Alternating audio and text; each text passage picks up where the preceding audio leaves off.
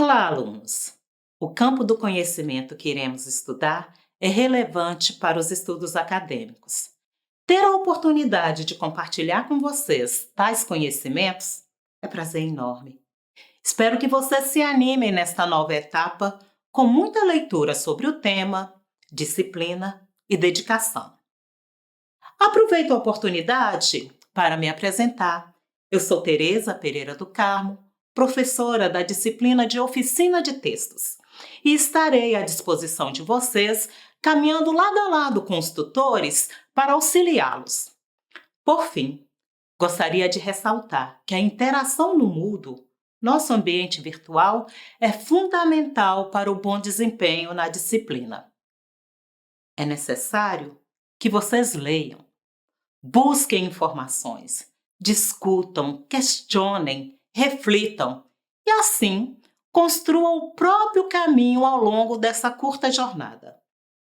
O seu envolvimento está diretamente relacionado ao seu aprendizado, bem como ao seu desempenho futuro nessa área da oficina de textos.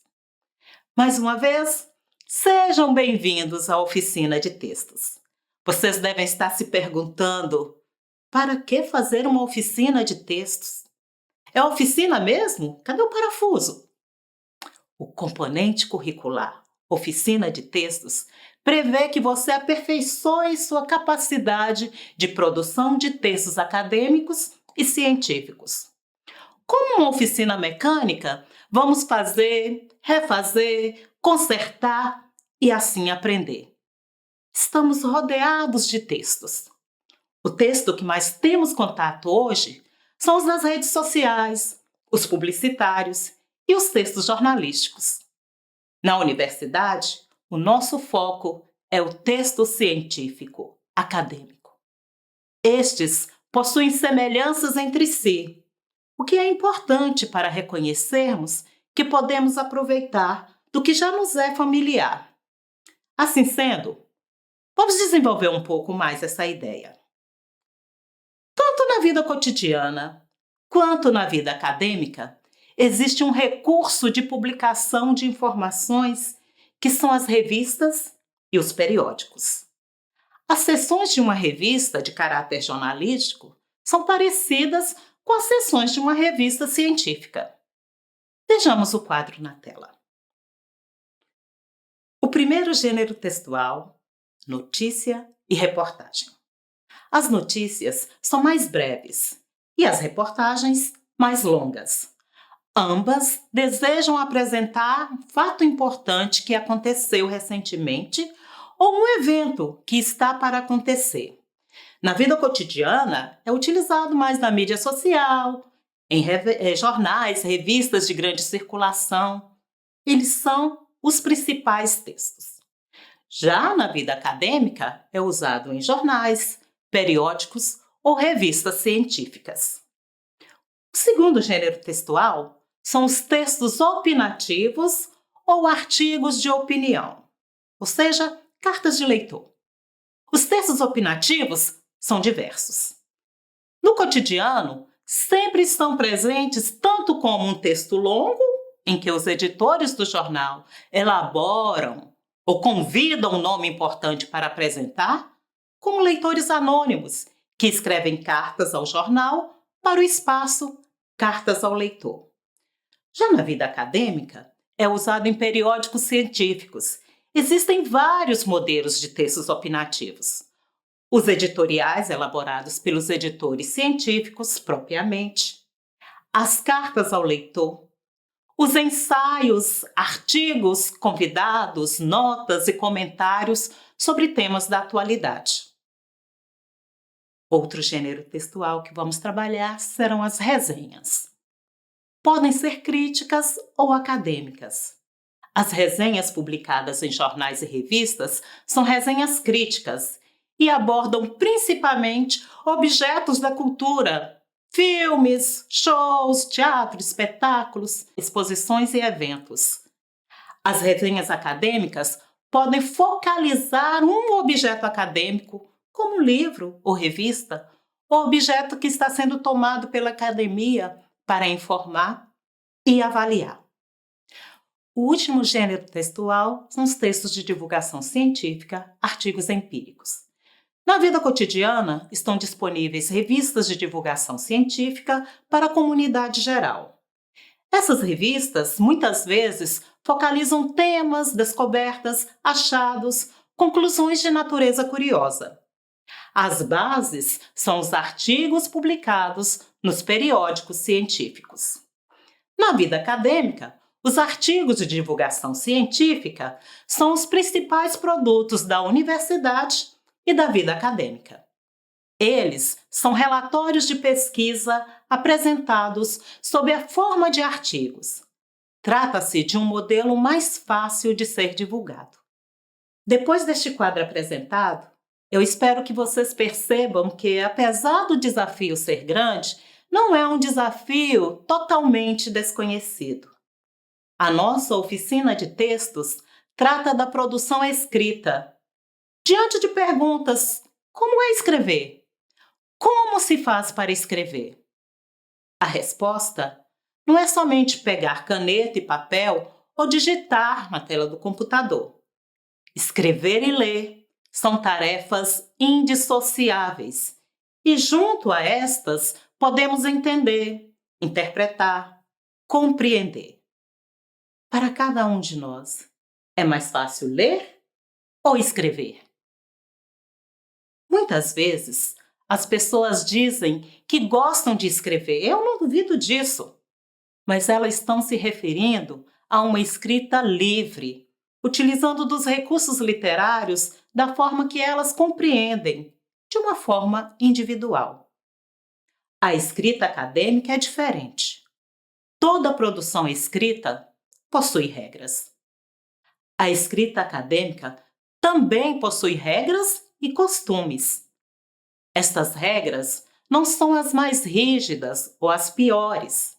Elas apenas não estavam presentes em nosso cotidiano por tanto tempo como a escrita de uma mensagem, um bilhete, um poema.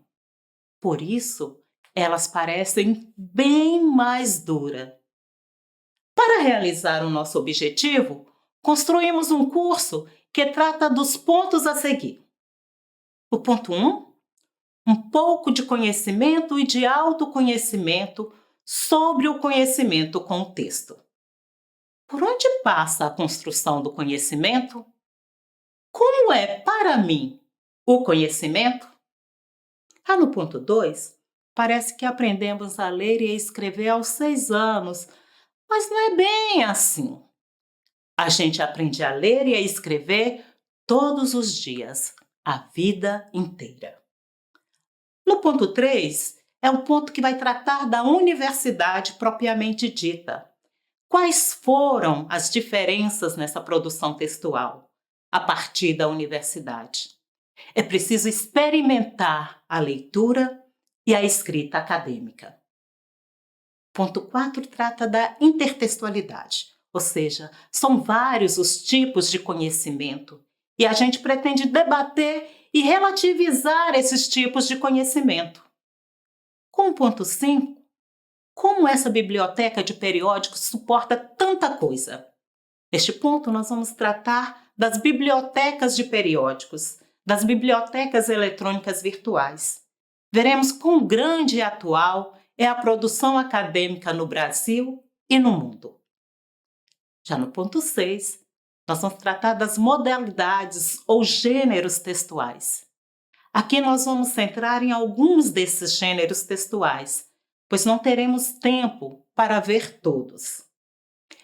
Estes 6 pontos de leitura direta serão intercalados por atividades que buscam aprofundar, assim como provocar.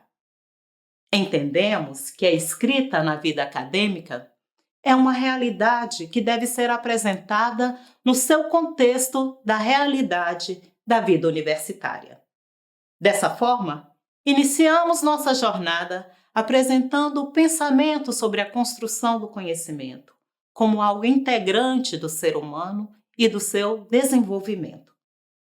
Essa construção do conhecimento relativo à vida acadêmica é chamada de conhecimento formal.